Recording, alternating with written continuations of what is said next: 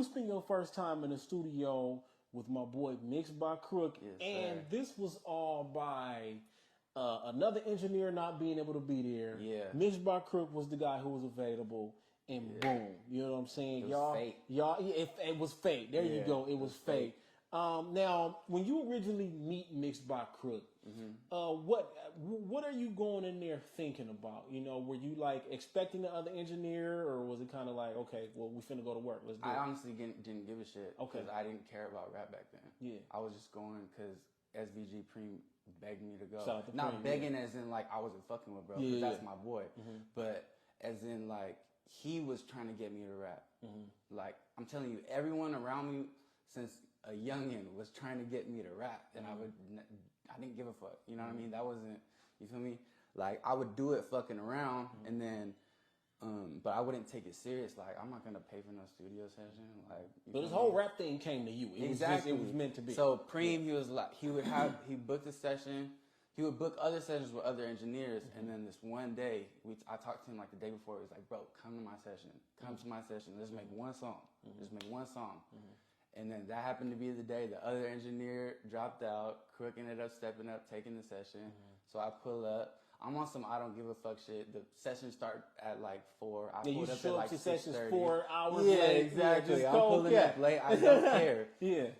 But then I'm seeing Crook work. You know what I mean? I'm seeing what he's doing, and I'm like, oh, bro, look legit. I ain't never seen no engineer work like that. You know what I mean? And then I went in there. Started going off the top. He'll tell you it was my full and freestyle, like my first song like I ever dropped.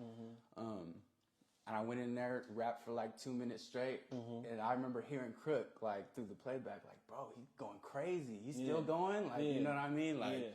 And then Preem's like, I told you, bro. You know what I mean? Like I've been trying to tell him to get in here. Yeah. So then I went, got out, gassed up, and then he was like, bro, like you got other songs? I'm like, nah. And he's like, bro, you need to rap. Like, you got something. You can really do something with this shit. And then, not just that, but like hearing him mix my voice right on the spot, I sounded better than I ever thought I would. Okay. So I'm like, it gave me more confidence. I was like. So were you kind of like unsure about your voice before that though? Because a lot of rappers. Yeah, I never liked the way I sounded. Okay, yeah. See, a lot of rappers admit to that. That's the crazy part. I didn't like the way I sounded. Yeah, okay. I didn't like, and that's going from a raw take. You know what I mean? Just a straight rep take. Crook putting plugins on my voice, compressing it, putting whatever on it, and I'm hearing it. I'm like, damn, this shit bang. Like I don't know what he did to it, but this shit is hard. It made me want to keep doing music. So when he told me like, bro, keep rapping, like you can do something with this shit for real. And then knowing who he was, like, cause I knew he was Rucci engineer. I listened to Rucci music. I met Rucci in passing before, so like I knew who he was. And hearing the work he did, like I respected his like comments. You know what I mean? Like so, I took his 2 cents and I put it into action. You feel me? Okay, now knowing Mixed by Crook the way you know him today, what are the things that you know? I mean, admire, if that's the word, or what are the things that you have even seen Crook come from back then to where he is today? Yeah. What are some of the things that you notice about him, and what are some of the things that you admire about what he does? First of all, his work ethic. Yeah. Bro works like no other. He don't stop.